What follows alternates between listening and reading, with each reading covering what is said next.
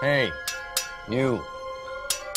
Ask Neil Patrick Harris to describe his role on a series of unfortunate events, and you might just get this. There's lots of different weird isms. Beautiful, no? He plays Count Olaf, a disguise-wearing villain bent on robbing 3 orphans of their inheritance.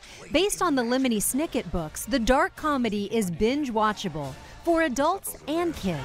How have your choices changed at all since you became a father yourself? Having kids just gives me a different perspective of how they process information. So I'm less myopic. I think I try to be more aware that content can have more than one audience. I think it's important for people to be able to watch stuff together.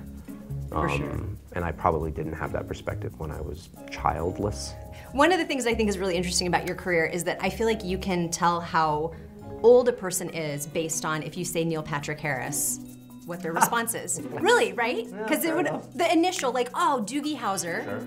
Oh, How I Met Your Mother, Sure. And now, oh, Series of Unfortunate Events, That's which is kind of great. It's kind of a great way to look at your own career, right? That means that you've done so much for so long for so many people. I've had multiple chapters, and I'm hopeful that it's a healthy encyclopedia of books.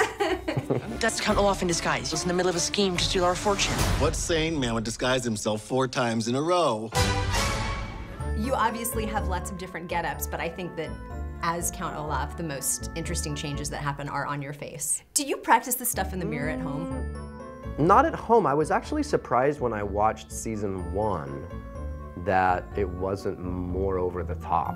And I think because I'm wearing prosthetics, which is actual latex, which is glued to my actual face, if I just want to do a quizzical brow, I kind of have to do it harder. And if I want to do a really big one, you really have to commit to facial expression. So I've gotten quite good at how my face moves. Look for new moves, new storylines, and new guest stars in season 2 of a great show about some truly terrible people. It's really going to be quite dreadful.